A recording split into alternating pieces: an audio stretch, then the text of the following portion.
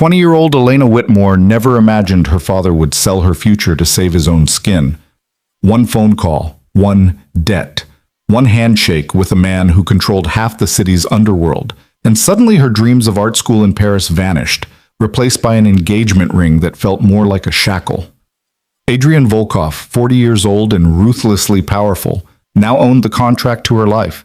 But tonight, at their engagement party, Elena would discover something far more dangerous than being sold to a crime lord, the possibility that she might actually want to stay. If you're ready for a story of power, transformation, and unexpected partnership, stay with me until the end. Hit that like button and drop a comment with your city so I can see how far this story travels. The champagne glasses caught the light like diamonds, each one held by hands that had never known a day of real work. Elena Whitmore stood at the edge of the terrace, watching the city's elite celebrate her imprisonment with $1,000 wine and practice smiles. Her engagement party. The words tasted like ash in her mouth. She touched the emerald necklace at her throat, a gift from her future husband, delivered by courier that morning with no note, no warmth, just a velvet box that might as well have been a collar. The stones were cold against her skin, heavy with the weight of everything she'd lost in the past 72 hours. 3 days ago, she'd been reviewing her application to the Sorbonne, mentally planning which arrondissement she'd live in, which cafes she'd sketch in while the autumn light turned Paris golden. 3 days ago, her biggest concern had been whether her portfolio was strong enough, whether her French was good enough, whether she was brave enough to build a life on her own terms. Now she was engaged to a man she'd met exactly once. "You look beautiful, darling." Her mother materialized beside her, all silk and diamonds and desperate eyes. "Smile, people are watching." People were always watching. That was the price of being a Whitmore, of carrying a name that opened doors and attracted cameras and hid a rot so deep Elena hadn't known it existed until it swallowed her whole. "How much did he pay?" Elena's voice was barely a whisper, but it cut through the string quartet's soft melody. Her mother's perfectly painted lips tightened. "Elena, how much was I worth? I'd like to know the exact figure. Was it enough to cover father's gambling debts, or was there also the matter of that real estate scandal, the one the newspapers are about to run?" "Lower your voice." Her mother's fingers wrapped around Elena's wrist, perfectly manicured nails pressing into soft skin. "You have no idea what you're talking about. Your father made a difficult decision to protect this family. He sold me. He saved us." Her mother's eyes were hard now. All pretense of maternal warmth evaporated. "Do you think you'd have your precious art school if we lost everything? Do you think anyone would want you once the Whitmore name became synonymous with scandal and bankruptcy? Adrian Volkov offered us a lifeline. You should be grateful." Grateful. Elena wanted to laugh, wanted to scream, wanted to throw her champagne glass over the terrace railing and watch it shatter on the manicured lawn below. Instead, she stood perfectly still, her spine straight, her face composed. She'd learned early that Whitmores didn't make scenes. They suffered elegantly, privately, behind closed doors where the cameras couldn't see. "When does he arrive?" Elena asked. "Soon." Her mother's grip loosened, satisfied that the rebellion had been contained. "And when he does, you will smile. You will be charming. You will make him believe this was your choice." "It wasn't. It doesn't matter. What matters is what people see, what they believe. The story we tell becomes the truth." Her mother smoothed an invisible wrinkle from Elena's cream-colored dress. "You'll understand someday. Sometimes we sacrifice our wants for the family's needs. That's what love is." She drifted away, back into the crowd of people who'd come to witness the spectacle, and Elena was alone again with her champagne and her rage, and the terrible understanding that no one was coming to save her. She'd have to save herself. But how? Her father controlled her trust fund, her mother controlled her reputation, and Adrian Volkov, a man she knew only through whispered rumors and newspaper photographs, now controlled her future. Elena had done her research in those frantic 72 hours. Late-night internet searches, old society pages, business journals that wrote about him in carefully neutral language because everyone knew what he really was, even if no one dared print it. Adrian Volkov, 40 years old, self-made empire, legitimate businesses on the surface, real estate, shipping, private security, and beneath it all, the kind of power that didn't appear in annual reports. He owned politicians. He owned judges. He owned pieces of the city that weren't supposed to be for sale. And now he owned her. The whispers started before she saw him. A ripple through the crowd, conversations pausing, heads turning toward the terrace entrance. Elena felt her heart hammering against her ribs as the string quartet faltered for just a moment before resuming their melody. He was late to his own engagement party. Of course he was. Men like Adrian Volkov didn't arrive on time. They arrived when they chose to, and everyone else waited. Elena turned slowly, champagne glass steady in her hand, even though everything inside her was trembling. She'd seen photographs, but they hadn't prepared her for the reality of him. Adrian Volkov moved through the crowd like a shark through water, silent, powerful, aware of everything around him. He wasn't handsome in the conventional sense. His face was too hard for that, carved from something unforgiving, with gray eyes that missed nothing and a mouth that looked like it had forgotten how to smile somewhere around age 12. He wore his tuxedo like armor. While other men at the party looked like they were playing dress-up in their father's clothes, Adrian looked like he'd been born in a suit, like formality was his natural state. Everything about him screamed control, power, danger. Their eyes met across the terrace. Elena had expected cruelty. She'd expected the cold assessment of property recently acquired. She'd expected him to look at her the way her father looked at investments, calculating value, measuring returns. Instead, she saw recognition, not attraction, not desire, but something far more unsettling. Adrian looked at her like he knew exactly what she was thinking, like he could see straight through the composed exterior to the fury and fear beneath, like he'd been expecting her rage and found it interesting. He crossed the terrace with her father at his side. Michael Whitmore looked diminished next to Adrian, his practiced politician's smile not quite reaching his eyes, his hand gestures a little too eager. Elena's father was a big man, used to dominating rooms with his presence and his voice and his carefully cultivated network of power. Next to Adrian Volkov, he looked small. Elena. Her father's voice had that false warmth he used for donors and journalists. Come meet your fiancé properly. She wanted to refuse, wanted to turn and walk away, let him chase her if he wanted her so badly. But she could feel eyes on them, hundreds of eyes, phones ready to capture any moment of drama, and she understood what her mother had meant. The story they told would become the truth. So Elena painted on a smile that felt like glass cutting her face and stepped forward. Adrian. Her father clapped the other man on the shoulder like they were old friends instead of what they really were, debtor and collector. This is my daughter Elena, though of course you two have met. Once. They'd met once, in her father's study 2 weeks ago, with Elena sitting numbly while contracts were discussed and her future was negotiated like a corporate merger. Adrian had looked at her then with the same unsettling intensity, and she'd looked back at him and thought, "This is the man who bought me." Elena. Adrian's voice was deep, controlled, with an accent that had been mostly smoothed away by years of expensive schools and careful practice. Just a trace remained, something Eastern European that surfaced on certain syllables. You look lovely. Thank you. Her voice was steady. Good. You're late. Surprise flickered across her father's face. Whitmore's didn't challenge, didn't question, but Adrian's expression didn't change. I was. He held her gaze. Business that couldn't wait. My apologies. There was no apology in his tone. He wasn't sorry. He was simply stating a fact, and the fact was that his time was more valuable than her engagement party. Than her. Elena felt something sharp and hot flood through her chest. She'd spent the last 3 days drowning in helplessness, choking on the weight of choices made without her consent. But standing here, face to face with the man who'd reduced her to a transaction, she found something she hadn't expected. Anger. Pure, clean, burning anger. How fortunate, she said sweetly, that you could fit us into your schedule at all. Her father made a small sound of warning, but Adrian's mouth curved, not quite a smile, more like acknowledgement of a worthy opponent.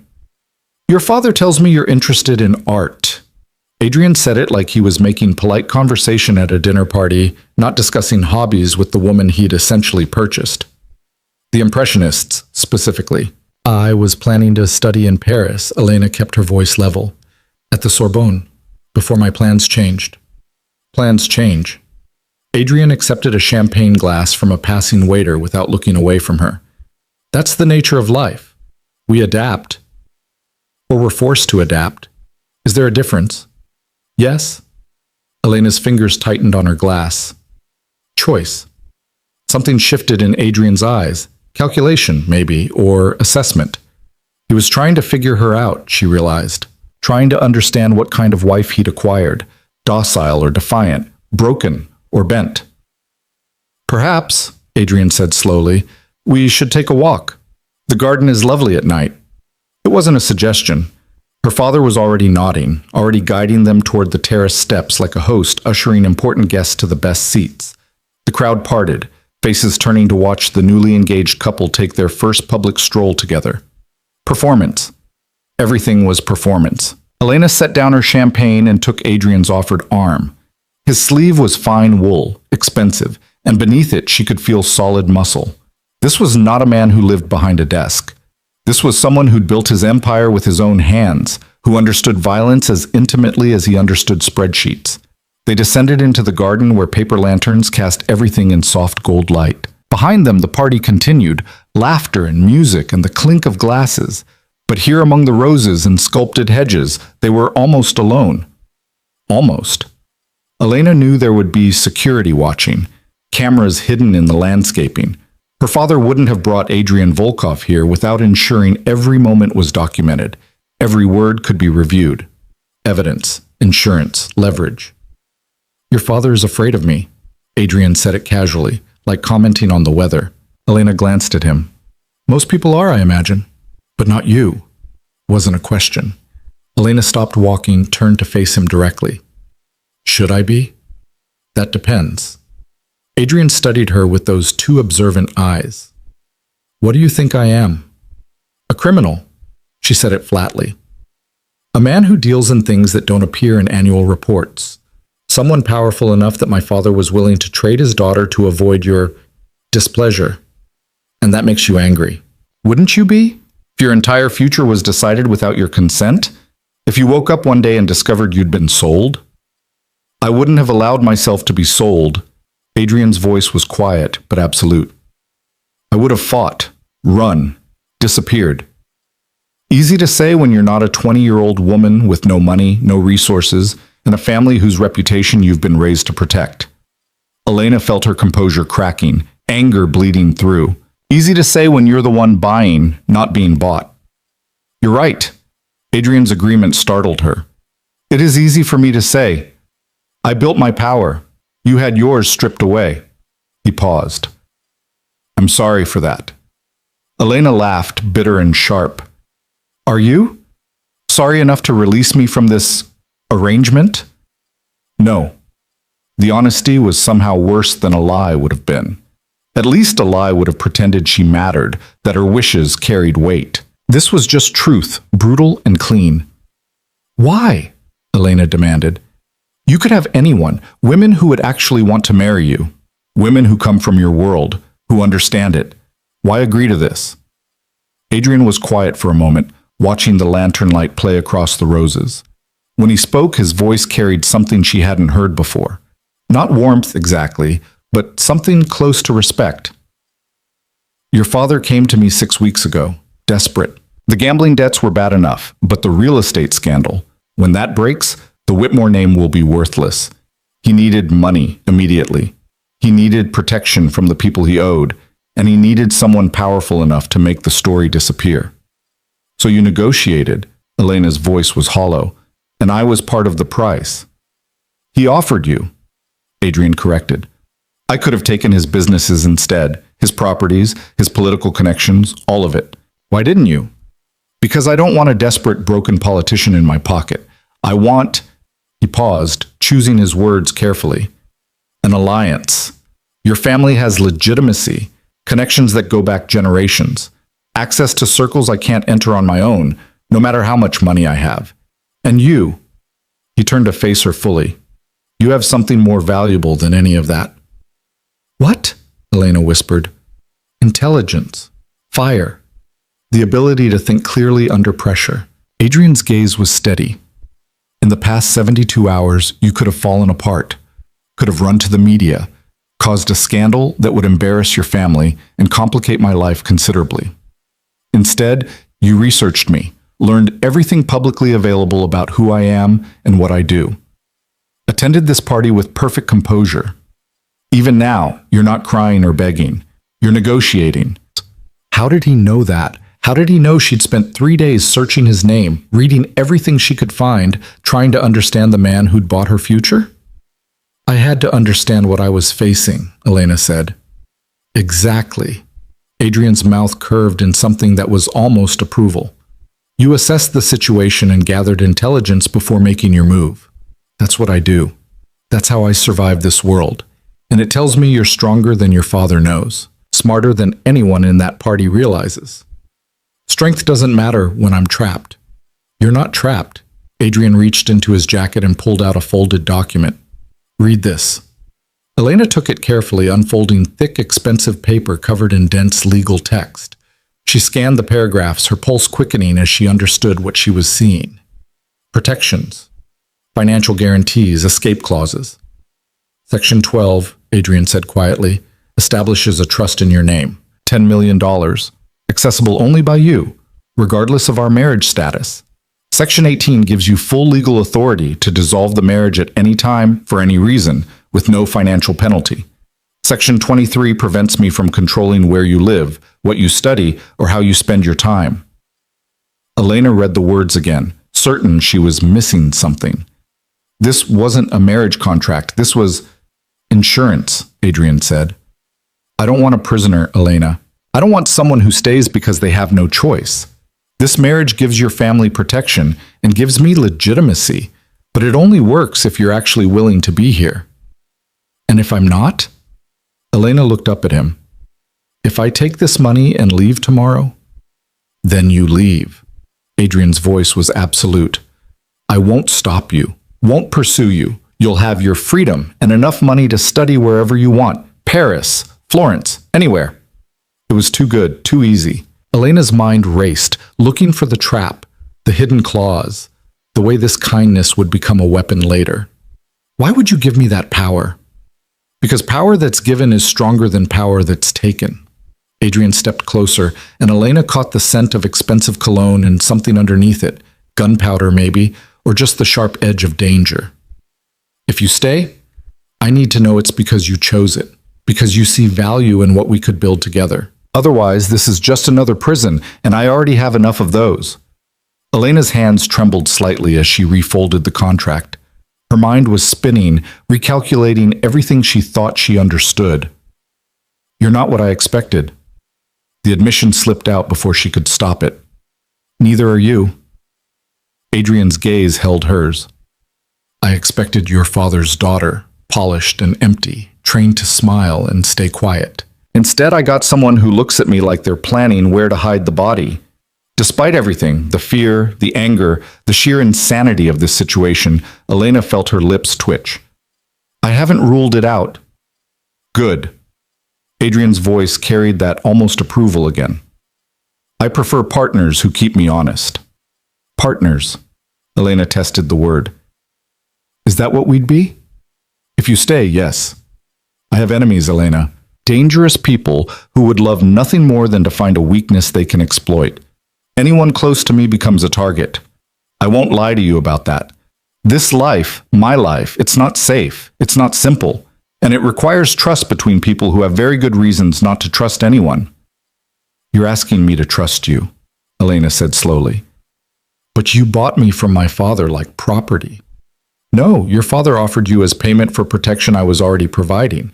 I accepted because I saw an opportunity for an alliance that benefits both of us. Adrian's voice was patient, like he was explaining a complex business deal. But I won't pretend this situation is fair. You were given no choice in the beginning, so I'm giving you one now. Stay and build something with me, or take the money and build your own life elsewhere. Either way, you're free. Elena looked down at the contract in her hands, then back up at Adrian's face. He was watching her with that same intense focus, waiting for her decision. 3 days ago, her biggest concern was getting into art school. Now she was standing in a garden with a crime lord who'd just offered her both freedom and partnership, and she had no idea which one she wanted. "I need time," Elena said finally, "to think, to understand what this really means." "You have it," Adrian gestured back toward the party. "The engagement is public now. That serves its purpose regardless of what you decide. Take your time. Read the contract thoroughly. Ask questions. And when you're ready, tell me your choice." He started walking back toward the terrace, clearly expecting her to follow. Elena stayed where she was for a moment, trying to process the conversation they'd just had. This man had just given her an exit, had handed her enough money to disappear, enough legal protection to walk away free. Why? What game was he playing? Unless it wasn't a game. Unless he meant exactly what he said. Elena followed Adrian back to the party, her mind racing. The rest of the evening passed in a blur of introductions and champagne and careful smiles. Elena played her part perfectly, standing beside Adrian as guests congratulated them, as cameras flashed, as her mother watched with tight-lipped satisfaction. But everything had shifted. Every time someone called her Adrian's fiancé, she thought about that contract in her clutch. Every time she felt trapped, she remembered. She could leave. Right now, tonight, she could walk away. And yet, she stayed. "You're thinking too hard." Adrian's voice was low, meant only for her as they stood accepting congratulations from a city councilman and his wife. "I can see the calculations running. I'm deciding if you're the lesser evil or just better at hiding the truth." Elena kept her smile fixed. "Maybe both." Adrian's hand rested lightly at her lower back, a touch that looked possessive but felt oddly steadying. "The world isn't divided into good and evil, Elena. Just various shades of gray, and which ones you can live with." The party finally ended near midnight. Guests departed in chauffeured cars, calling final congratulations, already composing social media posts about the event. Elena's parents approached as the last stragglers filtered out. "Wonderful evening." Her father was slightly drunk, expansive with relief. "Absolutely wonderful. Adrian, thank you for... We're leaving." Adrian cut through the gratitude smoothly. "Elena will collect her things from your house tomorrow. She'll be staying with me from now on." Elena's mother stiffened. "That's not appropriate. They're not married yet." "The engagement is public. The arrangement is sealed. Whether she sleeps under your roof or mine changes nothing." Adrian's voice was pleasant, but there was steel underneath. "Elena?" he was asking, giving her the choice even in this small thing. She could refuse, could demand to stay in her childhood bedroom for whatever weeks remained before the wedding. Her parents would support it, anything to maintain the appearance of propriety. But Elena looked at her father, at the man who'd sold her future for his political survival, and made her decision. "I'll get my things tomorrow." She met her mother's shocked gaze. "Tonight, I'm going with Adrian." The drive to Adrian's home was quiet. He dismissed his driver, choosing to operate the sleek black car himself. Elena watched the city lights slide past her window and wondered what kind of life she was driving toward. They left the manicured streets of her parents' neighborhood, wound through downtown where late-night bars were still glowing, and headed toward the coast. The road climbed steadily, becoming narrower and more isolated until finally they turned through gates that opened silently at their approach. Elena caught her breath. Adrian's house wasn't a house. It was a fortress carved into the clifftop, all glass and steel and stone, cantilevered over the ocean with lights that made it glow against the darkness. It was beautiful and intimidating, like everything else about him. "Welcome home," Adrian said it simply, like she'd always belonged here. He guided her inside through rooms that were more museum than residence. Everything was perfect, expensive, untouched. No photographs, no personal items, nothing that spoke of the man who lived here. "The guest wing is this way." Adrian led her down a hallway lined with original artwork, pieces Elena recognized from her art history classes, paintings that belonged in galleries, not private homes. "You'll have complete privacy. My rooms are in the opposite wing." He opened a door to reveal a suite that was larger than her entire apartment at school. Floor-to-ceiling windows overlooked the ocean. The furniture was elegant and impersonal, hotel quality. There's clothing in the closet, toiletries in the bathroom. I took the liberty of having some things prepared. Adrian stood in the doorway, not entering her space. If you need anything, there's a phone on the nightstand. Security is posted throughout the property, but they won't disturb you. Adrian. Elena turned to face him. What happens now? Now you rest. Tomorrow we talk. You read the full contract. You ask every question you need to ask, and you make your choice. He paused. But tonight, you're safe. I promise you that. He closed the door quietly, leaving Elena alone in this beautiful, impersonal space. She walked to the windows, pressed her forehead against the cool glass, and looked out at the ocean below. Somewhere out there was Paris, Florence, all the dreams she'd built for herself. And here was, what? A different kind of future? A partnership with a dangerous man who'd somehow seen through her anger to something he called strength? Elena pulled out the contract and began to read. She read through the night, reviewing every clause, every protection, every guarantee.